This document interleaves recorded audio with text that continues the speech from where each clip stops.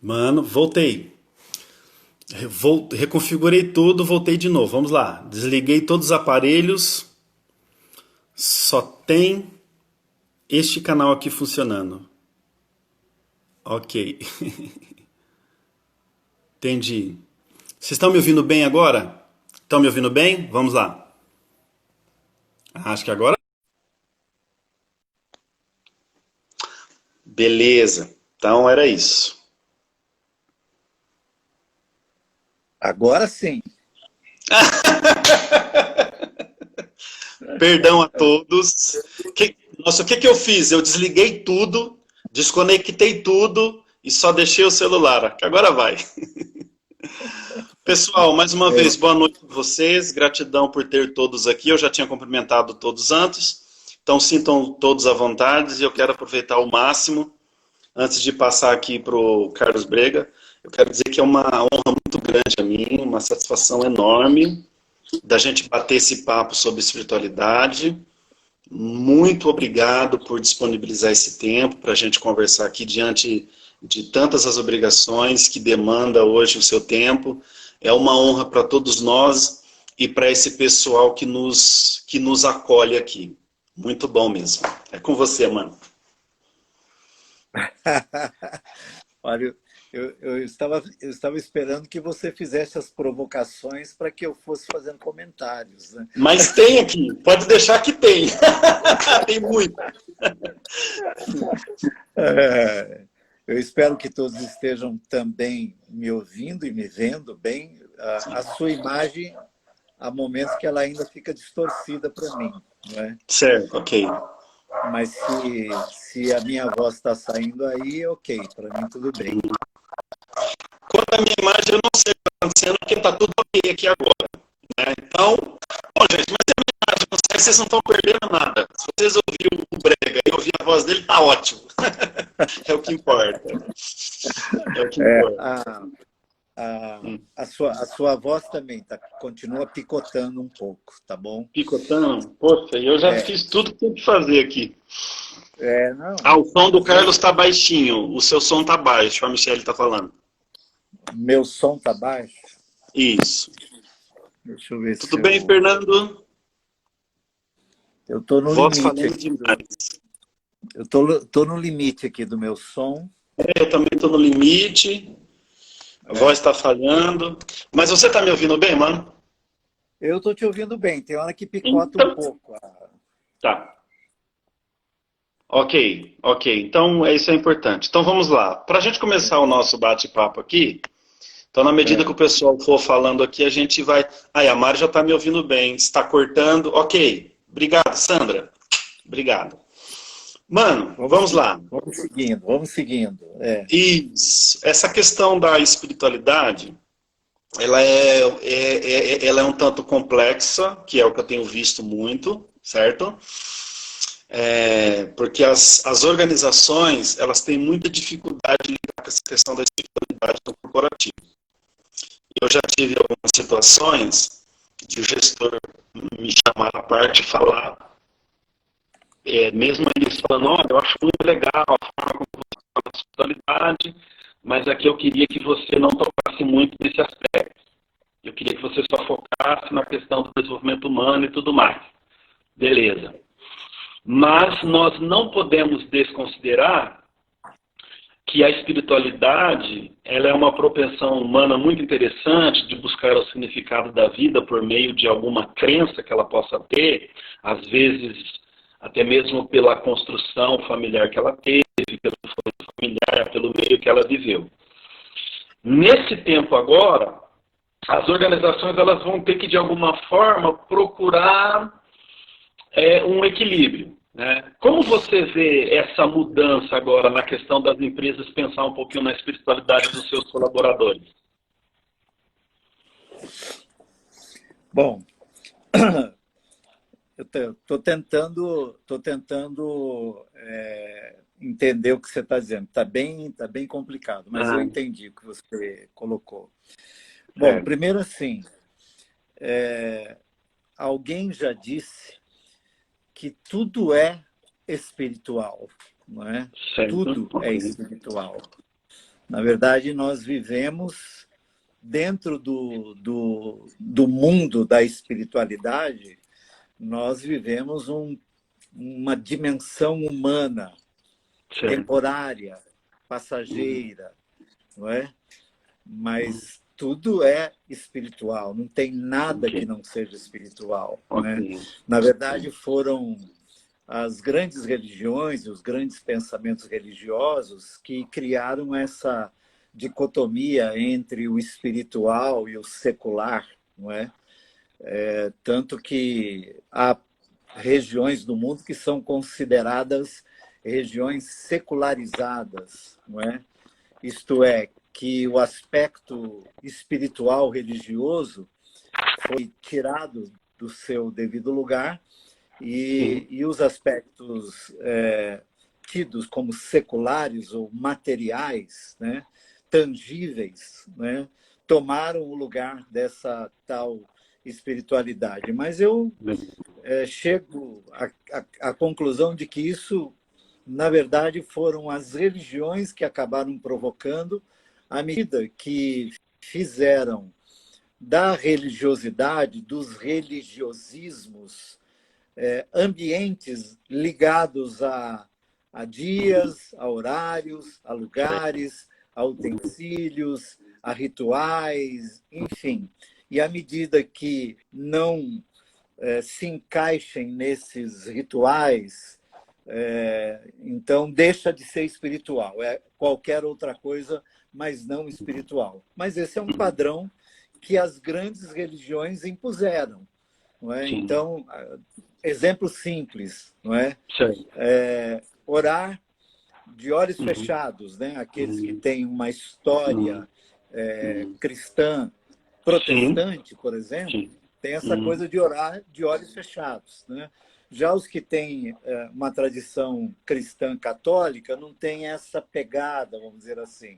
Então, os de tradição cristã protestante, quando veem alguém orando de olho aberto, né, Certo. é capaz de desenvolver uma espécie de julgamento a respeito, porque não está orando conforme a tradição, conforme os ensinos que foram Certo. passados, enfim.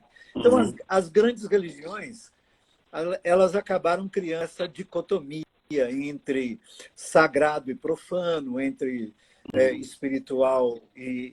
e secular, de modo que ficou para um dia, por exemplo, da semana, para um horário, para um lugar, para um ritual, o ambiente da espiritualidade. E esse ambiente da Uhum. espiritualidade, então, nesse dia, nesse lugar, com esses utensílios, com esse ritual, não poderia ser traduzido para a vida de outras formas, não é? Uhum. Então, nós é que temos que dar conta Uhum. de resolver Uhum. essa questão e traduzir a espiritualidade da maneira mais, eu diria assim, verdadeira, né? Uhum. No meu Sim. modo de entender.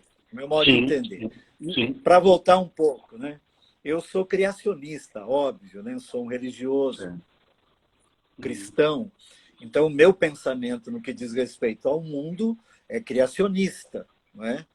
Olhando o aspecto da criação, o momento da criação, o ambiente da criação e o Criador, onde é que entra o trabalho?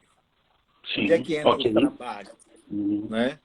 O trabalho, ao contrário do que alguns também do mundo religioso propõem, ele Certo. não vem pós-advento de queda do homem, né? Da Uhum. rebeldia humana. Sim.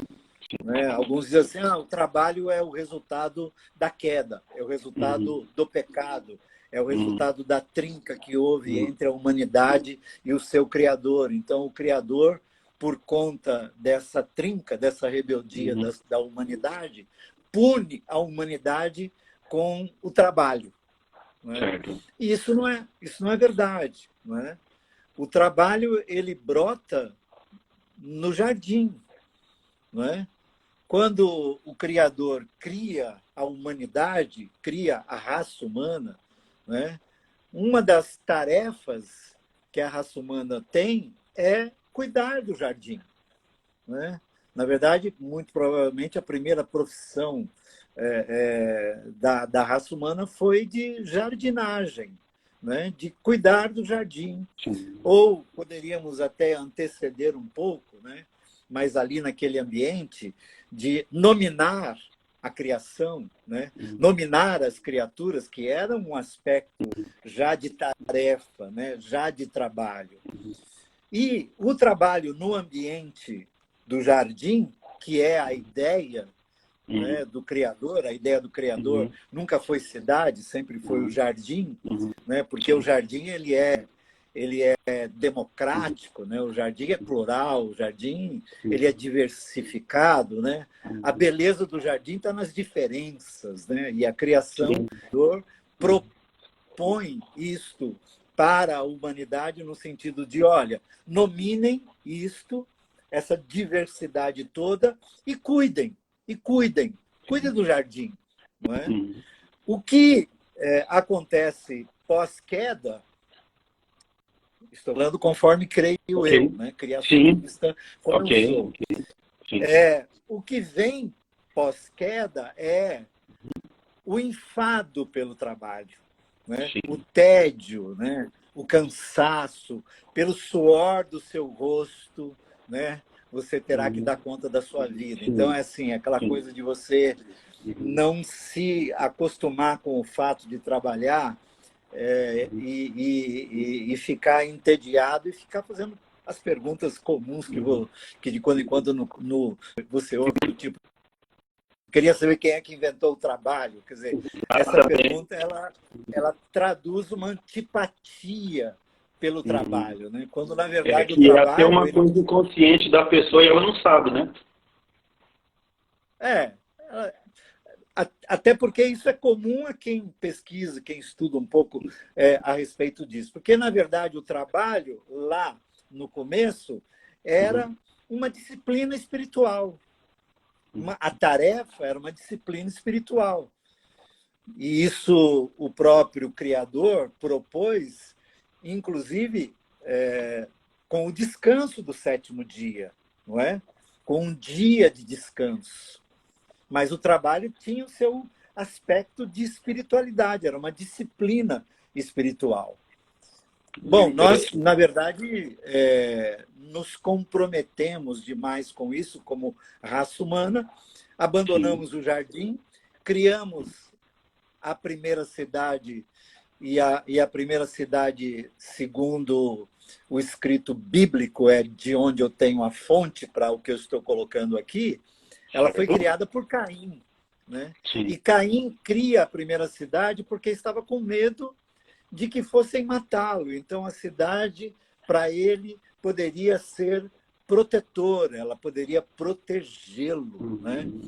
E, na verdade, a cidade acabou se tornando hoje, num mundo mais de 80% urbano, certamente um dos lugares mais perigosos para se viver no universo. Quer dizer, não há uma cidade no mundo que não tenha os seus perigos, né? Porque com a cidade veio tudo aquilo que a urbanidade traz, não é?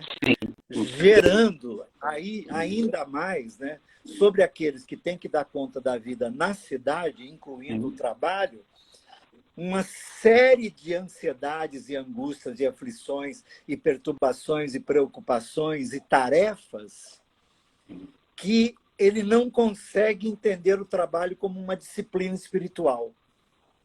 Ok.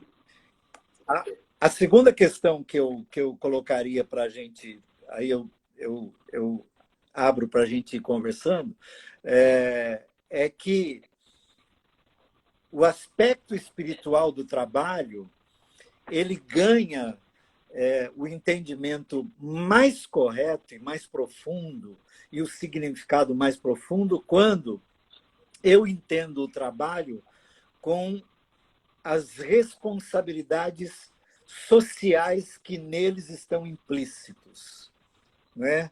De trabalhar não necessariamente e única e exclusivamente para dar conta de mim e dos meus interesses e dos meus apetites, e das minhas vontades, e dos meus desejos, e das minhas conquistas, mas também trabalhar no sentido de poder viabilizar para o outro, para o próximo, para os que convivem juntos conosco no universo, a possibilidade do pão de cada dia, não é? Da partilha. Não é? O trabalho tem esse aspecto social, tanto que quando você estava comentando sobre as mudanças que têm acontecido no pensamento das grandes corporações, é que algumas corporações elas começam a ganhar entendimentos, né, das suas responsabilidades sociais. Não é? Por exemplo, nessa pandemia, né, há infelizmente não muitos, e infelizmente os médios e pequenos são os que estão mais sofrendo nesse sentido, mas mesmo assim, por exemplo, eu tenho tido contato com alguns empresários pequenos que a primeira decisão que eles tomaram há 3 meses, há 100 dias atrás, foi: não vou demitir ninguém, vou manter os meus funcionários. Ao passo que outras empresas imediatamente já fizeram seus reajustes, né? E nesses reajustes, o primeiro que a corda mais fraca é a do empregado. Ele foi demitido, né? E você tem aí hoje o acréscimo do número de demitidos no Brasil e no mundo. Por quê? Porque a grande maioria do empresariado não entende desse modo, mas alguns entenderam que os funcionários eram absoluta prioridade, não seriam tocados. Esse é um aspecto social que imprime espiritualidade, embora estes não necessariamente saibam disso ou lidam nessa categoria, mas imprimem espiritualidade. Sim, concordo. Eu tenho alguma colocação aqui, vamos lá. Nossa, eu quase não estou entendendo você, César. Tá. Está muito ruim, pessoal. E agora? Para mim, está muito ruim. Está muito ruim? Ixi. Vai falando, vamos ver. Tá. Não, essa questão da disciplina espiritual. Disciplina espiritual. Chegou aí? Disciplina espiritual. Você falou mais alguma coisa antes? Não, só isso mesmo. Só isso pra você entender. Quando a gente fala de disciplina espiritual, como que o indivíduo hoje, neste mundo tão capitalista, ele consegue fazer esse discernimento de saber que o trabalho é uma disciplina espiritual e que ele está muito mais além das suas necessidades, né? Como pai de família, como parte da comunidade. Como que ele faz esse link aí? Eu diria assim, César, esse é um exercício também espiritual, não é? É um exercício também espiritual. Nós não temos no sistema que nós vivemos no mundo, que é um sistema capitalista de competição, de comparação, de conquista e de ser muito mais avaliado pelo ter do que pelo ser. Você vive cotidianamente uma crise interna nesse sentido, né? Só que, ao mesmo tempo que nós vivemos num sistema capitalista, nós temos um mundo que, embora lá, eu lembro, na virada do milênio, falava-se ou profetizava-se que nós teríamos um mundo muito mais materialista no terceiro milênio, e a gente se deparou com o fato de que o mundo muito mais se espiritualizou do que se materializou, ele muito mais transcendeu do que se materializou. Ele hoje busca muito mais experiências ligadas ao sagrado, experiências ligadas aquilo que em algumas categorias é chamado de esoterismos, enfim. Quer dizer, a busca pelo sagrado, até por conta do fato de a humanidade carregar dentro de si a eternidade. Quer dizer, nesse terceiro milênio, o ser humano veio para o terceiro milênio com toda a carga dos sistemas corporativistas, capitalista, agressivo, violento, competitivo, mas, ao mesmo tempo, isto já vinha criando vazios tão imensos dentro dos seres humanos que ele entra no terceiro milênio com um buraco, como diz o Dostoiévski, ainda maior, no sentido de ter que procurar algo para além da conquista que o trabalho, né, que o labor pode lhe dar, para poder preencher esse vazio que ele não consegue. Então, ele vem para o terceiro milênio vivendo essa dicotomia, essa dualidade, esse drama. Então, ele, vamos dizer assim, para fazer essa transição, ele precisa ganhar algumas dimensões da sua própria espiritualidade a partir de outras disciplinas espirituais, não é? Okay. Por exemplo, que é a disciplina da partilha. Okay. Né? Da partilha. Essa é uma disciplina espiritual que, quando o indivíduo ganha, ele começa a imprimir ao trabalho dele um valor que transcende a competição, que transcende o egoísmo, que transcende o egocentrismo, que transcende o seu umbilicalismo, né? De querer só para si e para os seus. Né? Quando ele desenvolve a partilha, que isso acontece a partir de um olhar para fora, para o mundo, para as necessidades do mundo, né? Que o poeta chama de dores do mundo. Né? E ele, quando você lança o seu olhar para o mundo, por exemplo, com o que você se depara? Com a pobreza. O mundo é pobre. O mundo é pobre. O mundo, conquanto seja assim, dominado ainda, né, por três grandes religiões monoteístas, né?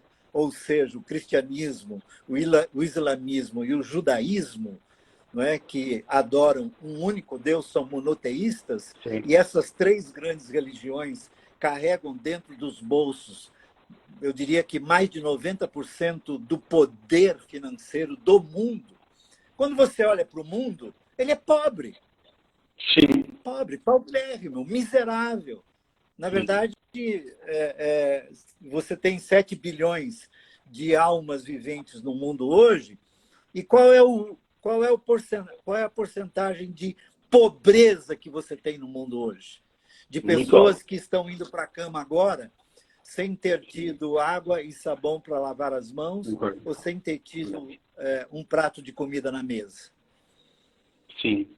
Quando o ser humano ele põe os olhos no mundo não sistema, mas no mundo humano, raça humana, e ele vê a necessidade, ele enxerga a pobreza, ele começa a imprimir algum significado espiritual na sua jornada de trabalho, no sentido de ser grato porque tem um trabalho, ser grato porque tem uma remuneração, ser grato porque pode pôr o pão sobre a sua própria mesa e dos seus mais próximos, e consegue olhar para fora e ver que ele pode, quem sabe, pôr o pão na mesa de mais alguém.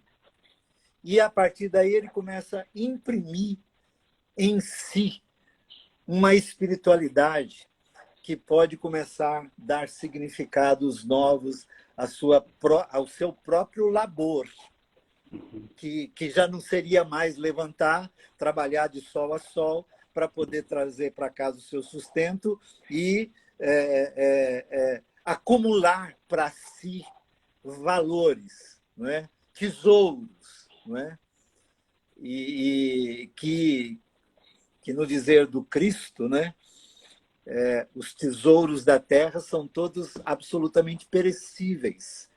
Sim. E quando o Cristo fala de juntar tesouros na eternidade, ele não está falando de coisas, ele está falando de pessoas. E como é que se junta tesouros na eternidade? Partilhando com pessoas. Então, esse é um salto que precisa ser dado por aqueles que estão no mundo corporativo e olham para o lado e para fora e percebem que há uma necessidade e que ele é responsável por trazer a ordem ao caos social que ele tem à sua volta. O Israel ele fez uma pergunta. Ele perguntou no início assim, a questão da espiritualidade, eu acredito que é junto, né? Para que haja uma percepção espiritual, precisa ter uma percepção mental, certo? Não consegui entender, César. Tá truncando muito. Fala de novo. Para que haja uma percepção espiritual, precisa de uma construção mental ou uma percepção mental?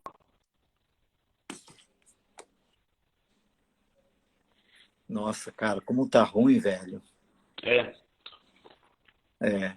Quem que fez a pergunta? Foi o Israel. E ele fez bem no início. No Aí ele fala aqui da questão da... Deixa eu ver se eu acho aqui. Isso, está bem no início, ele perguntou aí. Uau! Vi ele aqui, vamos ver. Ver se eu acho a pergunta dele aqui, porque eu não estou conseguindo te entender.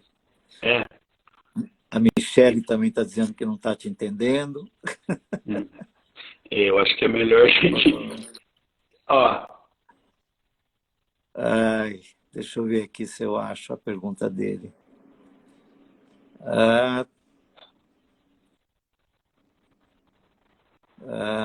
Israel. Percepção mental é o que descreve assim como espiritual? Percepção mental. Certo.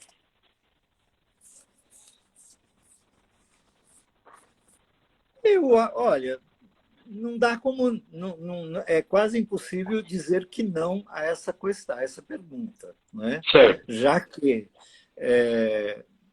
nós não temos como não ir na direção de que é a partir da nossa consciência sobre nós mesmos, nossa consciência sobre a existência, nossa consciência sobre o próximo, nossa consciência sobre o mundo, nossa consciência sobre o universo, nossa consciência sobre a eternidade ou transcendente, ou sobre um Deus ou deuses que regem as nossas vidas, é a partir dessa percepção que nós vamos imprimindo espiritualidade ao que nós fazemos. E aí depende, óbvio, do norte que você dá, né? A partir de qual é a base da sua espiritualidade. Eu estou falando aqui a partir da minha base cristã. Né? A minha espiritualidade ela tem como base a espiritualidade cristã, que dá a mim, né? a minha consciência sobre mim mesmo, a consciência que eu tenho do próximo, a consciência que eu tenho do Criador e da eternidade e as minhas responsabilidades. Então, assim, é uma percepção mental. É uma percepção mental. Porque é uma espiritualidade que imprime à minha consciência responsabilidades. Tá certo.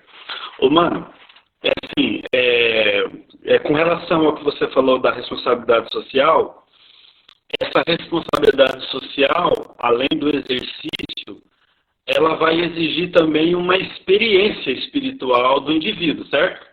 É preciso haver uma experiência do indivíduo.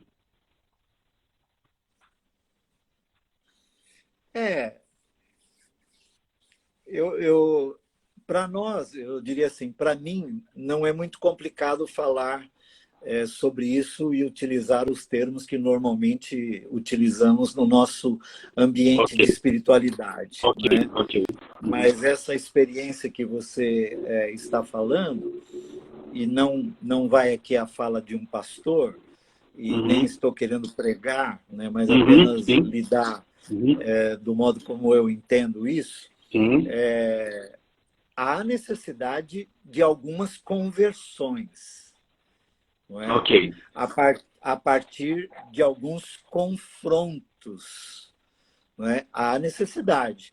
Quer dizer, há necessidade de que eu, em me avaliando, me analisando, me autoconhecendo, fazendo aquela fantástica viagem por dentro ou para dentro de mim mesmo, fazendo os reparos e Uhum, identificando como que uma sonda as áreas deficitárias da minha vida, eu vou respondendo a elas até um determinado ponto, né? sim, Há um ponto que transcende, a palavra que eu gosto de usar há um ponto que sim, transcende. transcende, né? Concordo. Há um ponto que eu digo a mim mesmo, daqui para diante eu não dou conta, daqui para diante eu Uhum, não dou conta sozinho, daqui para sim, diante eu preciso de algumas alterações mais radicais dentro de sim, mim para que algo aconteça para fora, não é? uhum, Então aí você falou de uma experiência. uhum, Eu tenho observado, e a mim mesmo e comigo, eu tenho uhum. vivido algumas conversões, não é? Por Interessante, exemplo, interessante. eu me sinto não só convertido a uma fé, mas eu me Uhum. sinto convertido às pessoas, Legal, não é? muito bom. Eu me Sim. sinto convertido às pessoas.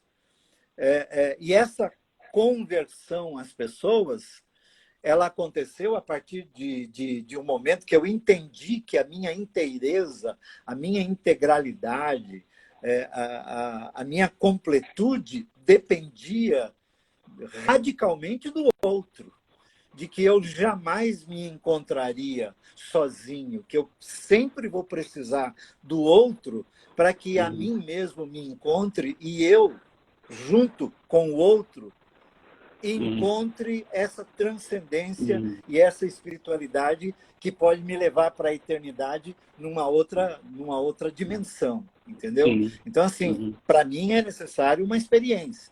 Eu chamaria Sim. de conversão, não Ok. necessariamente Uhum. uma conversão religiosa, mas uma Sim. conversão em favor de. Uhum. Essa era a ideia sobre espiritualidade que eu tenho, que eu queria que a gente conversasse aqui. Agora, É. essa conversão, gostei disso, gostei, de verdade, gostei. Ela implica em decisão ao indivíduo quando ele percebe que precisa? Ele tem que ter uma decisão? Ou ele pode simplesmente ignorar essa percepção espiritual ou mental? Eu acho que ignorar, não sei se seria a palavra correta, Ok. mas talvez não dar o valor devido, não Certo, dar a ok. importância devida, Ok. né? Uhum. O que eu digo assim, pela experiência que eu tenho tido, eu tenho pessoas que têm as percepções, Ok. vivem as sensações, reclamam dos vazios, reclamam dos sentidos, né, ou dos sentimentos, não é?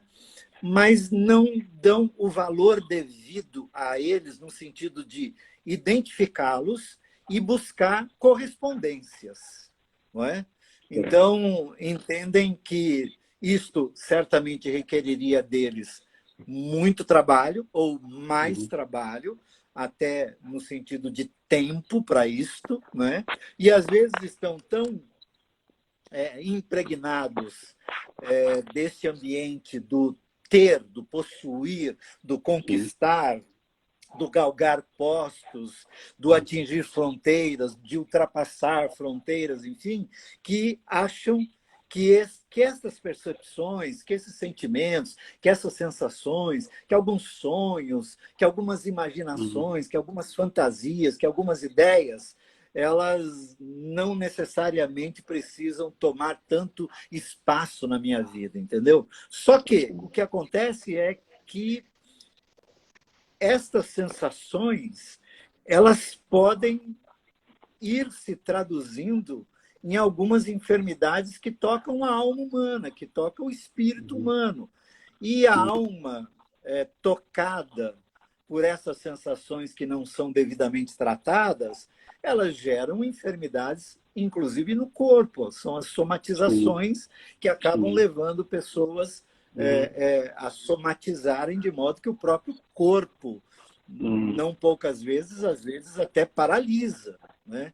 E às vezes é aí, numa paralisia, eu digo não no sentido muscular, mas uma paralisia mental e às vezes até muscular também. Já vi pessoas que paralisaram e é a partir da paralisia que eles começam a dar valor, então, às percepções que vinham tendo, às sensações que vinham tendo e, se ajudados, as interpreta, não é? As interpreta e saem da paralisia, saem melhores, geralmente. Não é? Aliás, alguns como vocês, terapeutas, né, que lidam nessa área, dizem que bom é procurar ajuda antes de uma paralisia, mas é geralmente uma paralisia que determina o momento de procurar alguém que vai ajudar com ferramentas a lidar com as percepções. Verdade. Inclusive, eu e a Michelle, a gente vai falar sobre isso, né? Desses conteúdos inconscientes, quando não tratado, gera paralisia. É fato. Isso, a forma de se manifestar. É isso aí. E é quando a maioria das pessoas vão procurar ajuda, porque paralisou. E, aliás, quando paralisa, precisa de ajuda. Mas, normalmente, essa paralisia ela é o resultado de sinais que já vinham sendo emitidos, não é? No meu modo de entender, né? Pela alma. Não é? A alma vinha emitindo esses sinais, ela vinha sendo afetada, não é? Mas, por razões diversas, não se deu o valor devido. Né? E a alma, em algum momento, ela dá aquela travada, né, para que a pessoa busque, então, o auxílio necessário para ajustar, né, buscar o nível. Né? E, geralmente, não são poucos aqueles que acabam encontrando, em algum tipo de espiritualidade, a saída da paralisia. Não necessariamente do mundo religioso, né, mas de práticas. Né, de práticas espirituais. Não é? Para mim, eu estou tendo cuidado, estou tentando ter o cuidado de não levar a conversa para o mundo religioso, porque eu não quero levar a nossa conversa para alguns ambientes que é muito comum para mim, mas pode não ser comum para a grande maioria e que às vezes acaba espantando, né, para entrar nesses temas. Né? Mas é um modo como eu consigo imaginar, entender isso. Isso. Esse era o desafio, trazer você aqui para que a gente falasse sobre espiritualidade, e eu gosto dessa sua leveza, né? Uma coisa interessante, falta 20 minutos aqui para nós agora, 18, e eu queria que você nos dissesse alguma coisa. Disciplina espiritual e responsabilidade social. Como manter, independente se o indivíduo frequenta uma comunidade, uma denominação ou algum sistema religioso ou não?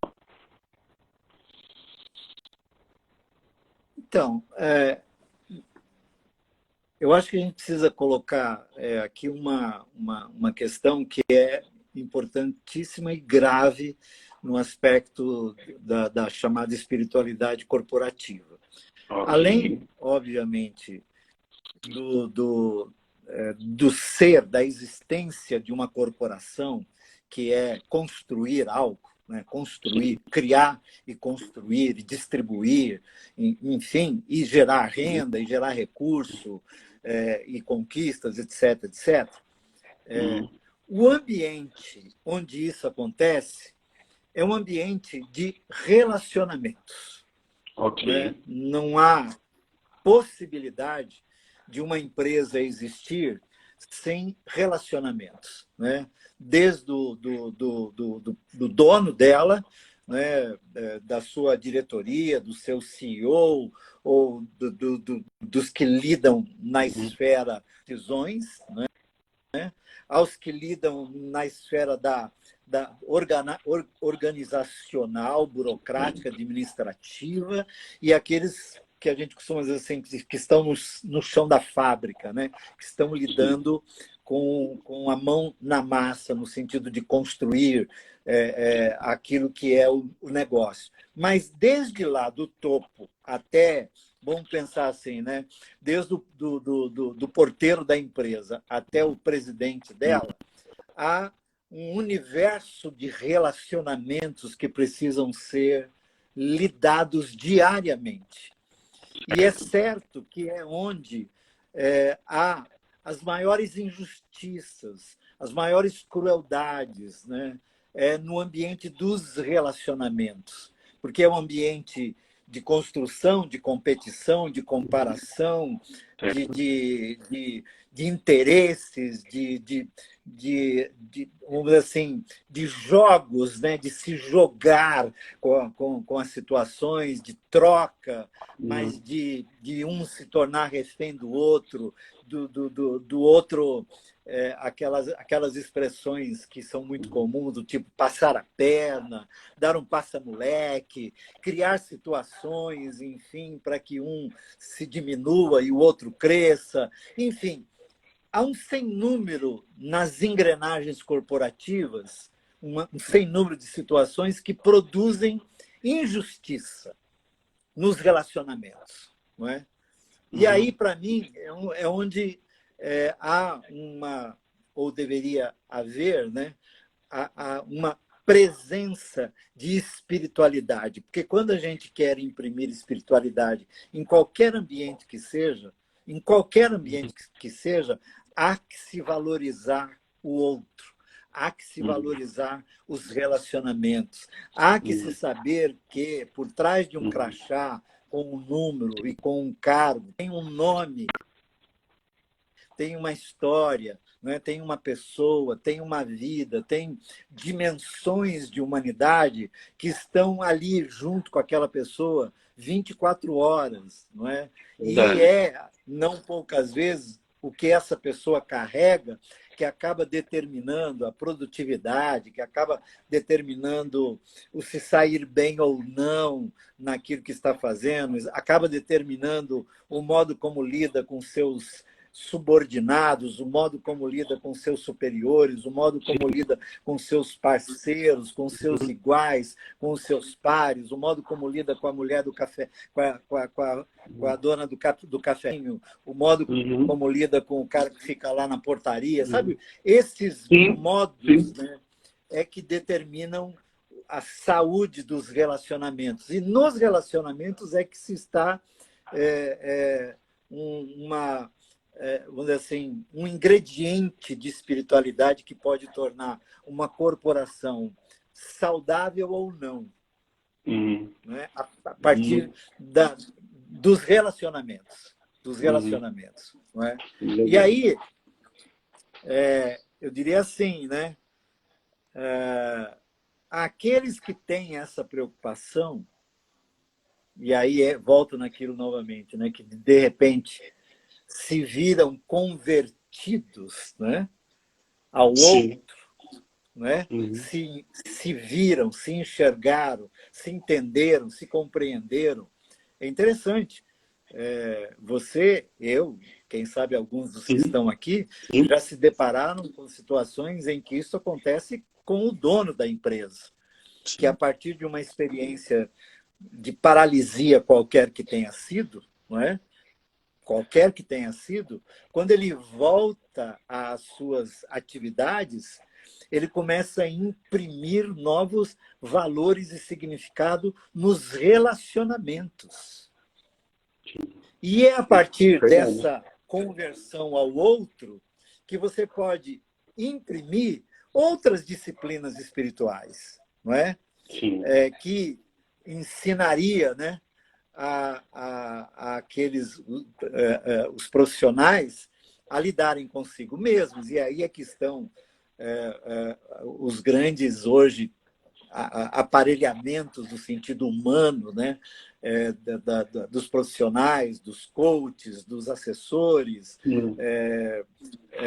dos mediadores de conflitos, daqueles que estão dentro, às vezes, de uma sala, numa reunião, apenas como um ouvidor para poder interferir em áreas e em lugares e em momentos onde ele aproxima e não distancia, media conflitos. E aí, no ambiente da espiritualidade ou das disciplinas espirituais, você você desenvolve, a partir de exercícios espirituais, a capacidade do ouvir, não é? Que tem a ver com o silêncio, não é? Porque Sim. Quem são os melhores ouvintes da Terra? Os que fazem silêncio, os que conseguem sossegar o seu barulho interno, não é? De modo a não precisar tagarelar, como eu estou fazendo aqui, né? Tagarelar o tempo todo e não ouvir o seu entorno. Sim. Né? Quantas situações no mundo corporativo em que, no final, o resultado não é bom porque não se permitiu que todos ouvissem uns aos outros, para que, no final daquele encontro, tudo que foi dito foi ouvido, avaliado e se tomou uma decisão horizontal. E ali, às vezes, um tímido, né? Um tímido, à medida que ele não consegue se expressar, porque ninguém o ouve, era o que tinha a resposta. Mas ninguém deu ouvido. E o silêncio é uma disciplina espiritual. O silêncio é uma disciplina espiritual. Sim. E o silêncio requer, né, quietude. Você tem que fazer silêncio por dentro para fazer silêncio para fora. Né? Se você não consegue dominar seus barulhos interiores, né, nesse processo de se perceber, se notar suas sensações, né, dificilmente você consegue exercer essa disciplina. Não é? A disciplina de escolher um bom combate, né? Sim, é verdade. Saber qual é a guerra que vamos lutar. No mundo corporativo, quantas vezes profissionais se veem num mau combate. Lá pelas tantas, nem sabem por que estão brigando, nem sabem por que se tornaram inimigos, nem sabem por que ficaram ressentidos um com o outro, porque escolheram um mau combate. E é de extrema importância, é um exercício espiritual, você bater os olhos em qualquer ambiente que você está e saber qual é o melhor combate a ser combatido. E o melhor combate a ser combatido sempre prioriza as pessoas e não as coisas. Sim. Sempre que se priorizar pessoas e não coisas, você escolheu um bom combate, que às vezes pode retardar um resultado, mas o resultado é melhor. Sim. O resultado é melhor. Não sei se faz sentido o que eu estou colocando, César. Muito sentido, muito, tudo. Então, vamos lá. Trabalho é uma disciplina espiritual que, fazendo as conversões à medida que cada um vai discernindo, nos leva à responsabilidade social. E essa espiritualidade, no meu entendimento, é tudo aquilo que promove a vida para mim. Tudo que promove a vida é espiritual para mim. Para terminarmos, mano, a internet é muito ruim, eu já vi que a minha internet só funciona bem depois das 22. Eu acho que é isso. Eu acho que por hoje essa é uma boa reflexão para nós, mano. Hoje foi uma boa provocação, né? Essa questão social e do trabalho como disciplina espiritual, né? Acho que foi uma boa reflexão para nós hoje. Só para fechar, óbvio, né, que quanto mais eu estiver naquilo que, de alguma forma, me completa por dentro, melhores serão os meus resultados, né? Então, há um sem número de profissionais que estão naquilo que não amam, que não gostam, que não têm nenhum prazer. Estão ali exclusivamente, não é? Porque conquistaram e estão competindo no mercado. Quantos são aqueles que estão fazendo exatamente isso e na cabeça, no coração deles está assim, eu vou fazer isso durante um certo tempo e depois eu vou... E aí eles vão ser felizes. Então, assim, a espiritualidade no mundo corporativo, ela poderia, desde já, tornar estes, nesse tempo, fazendo algo que já imprima significados, entendeu? E não só um degrau para conquistar aquele período em que aí, então, a vida vai ser bela para ele, entendeu? Gratidão.